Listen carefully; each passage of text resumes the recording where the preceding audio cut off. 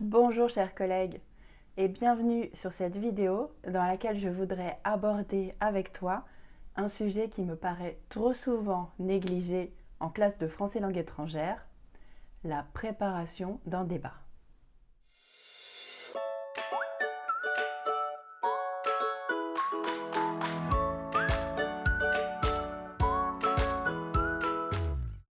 Alors si tu aimes les vidéos que je te propose, n'hésite pas à t'abonner à la chaîne et à cliquer sur la cloche pour activer les notifications, ce qui te permettra d'être averti de la sortie de nouvelles vidéos.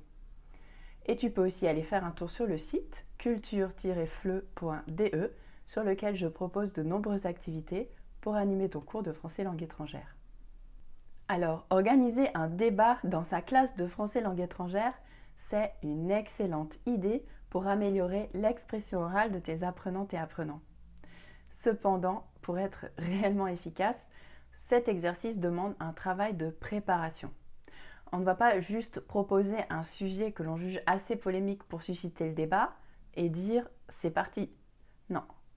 Pour que le débat porte réellement ses fruits et permette une amélioration de la compétence orale de tes apprenantes et apprenants, le travail de préparation en amont ne doit surtout pas être négligé. Et je vais te parler ici précisément de ce travail de préparation en amont.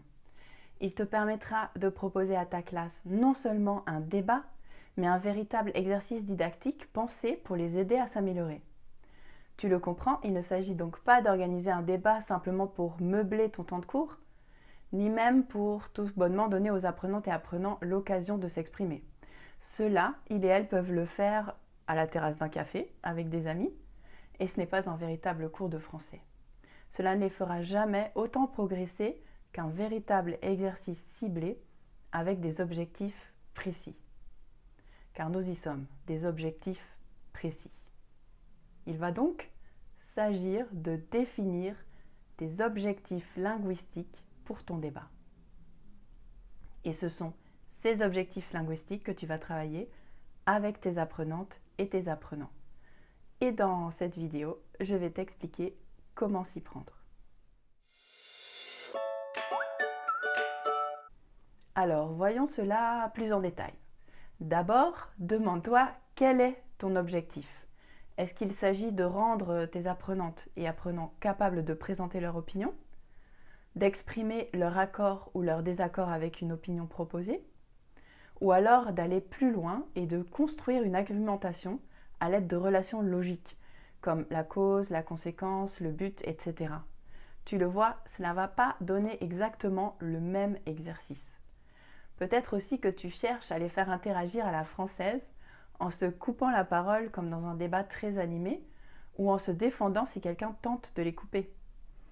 En fonction du niveau de tes apprenantes et apprenants, tu vas pouvoir être plus ou moins exigeant dans le degré de complexité avec lequel les opinions doivent être présentées et défendues.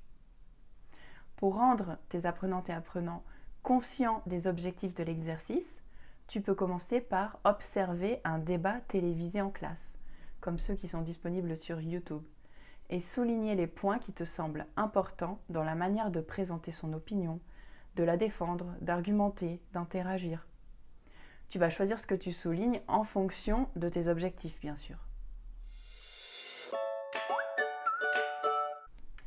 Mais cela ne s'arrête pas là. Pour bien débattre, il faut avoir des faits sur lesquels appuyer son raisonnement et son argumentation. C'est mieux. Il va donc falloir faire des recherches sur le sujet prévu pour le débat afin de bien le préparer. Et pour cela, tu peux utiliser plusieurs types de documents, par exemple des articles de journaux, ou alors des émissions de radio ou de télévision, par exemple des reportages, des infographies, etc. Cette phase préparatoire vise donc à donner aux apprenantes et apprenants de la matière pour pouvoir argumenter pendant le débat.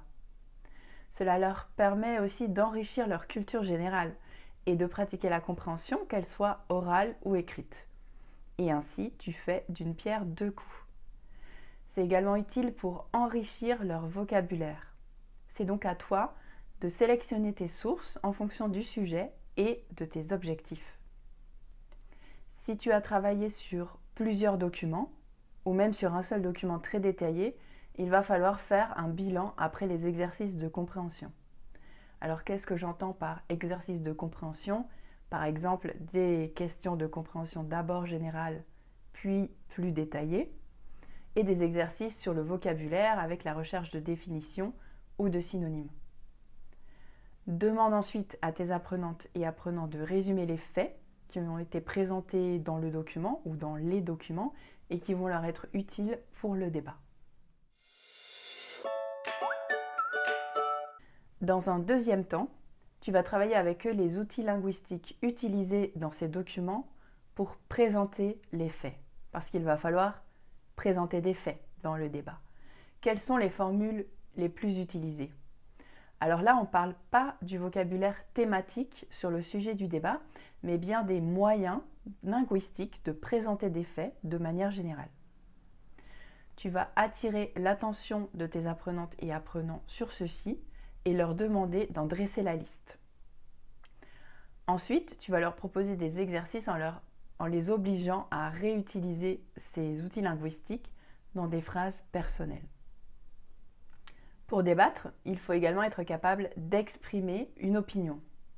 Afin de fournir des exemples à tes apprenantes et apprenants, tu peux trouver dans les journaux des articles, par exemple pour ou contre, dans lesquels deux personnalités, voire même plus, exposent leur avis sur une question. Ou alors il y a aussi la dernière page du magazine Écoute que tu connais peut-être, qui propose des exemples de personnes lambda exprimant leur avis sur une question générale. Tu peux aussi utiliser une des nombreuses émissions de débat, radio ou télévisée pour faire cela. Tu peux faire le choix de leur proposer à nouveau des documents sur la thématique que tu as choisie pour le débat ou alors sur une autre thématique.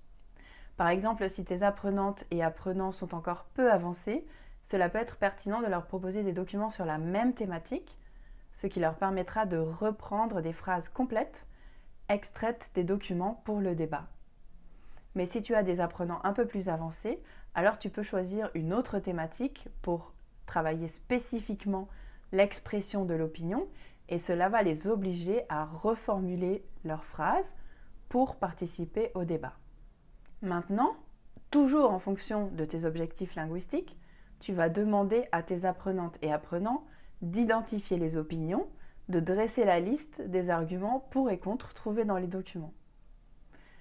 Et ensuite, tu vas attirer l'attention de tes apprenantes et apprenants sur les moyens linguistiques utilisés pour ce faire, donc soit exprimer son opinion, soit donner des arguments. Tu vas leur demander d'en dresser la liste et finalement, tu vas à nouveau leur demander de faire des phrases personnelles avec ces outils linguistiques. Par exemple, si ton objectif est que tes apprenantes et apprenants soient en mesure de présenter leur opinion, tu vas demander comment les personnes s'exprimant dans le document que tu leur présentes présentent leurs opinions, avec quelle formule. Et si tu souhaites leur demander d'argumenter en défendant un point de vue, alors tu vas regarder plus en détail la manière dont chaque argument est avancé, présenté. Maintenant, une fois ces étapes préparatoires achevées, tu vas pouvoir préparer le débat proprement dit. Pour cela, tu vas demander à tes apprenantes et apprenants de se préparer, soit en réfléchissant à leur position et à la manière de la présenter, soit en cherchant des arguments. Et ensuite, là, c'est bien parti, tu peux enfin lancer le débat. Mais sous quelle forme est-ce que tu vas l'organiser? Alors là, tu peux choisir d'utiliser par exemple les 6 chapeaux de la réflexion que je te présente dans cette vidéo que tu trouveras en haut à droite, ou alors utiliser des exercices d'éloquence dont je te parle dans un article sur le blog culture-fleu.de. En tout cas, tes apprenantes et apprenants sont maintenant armés tant au niveau du contenu avec des faits et des chiffres qui vont nourrir leur argumentation qu'au niveau linguistique.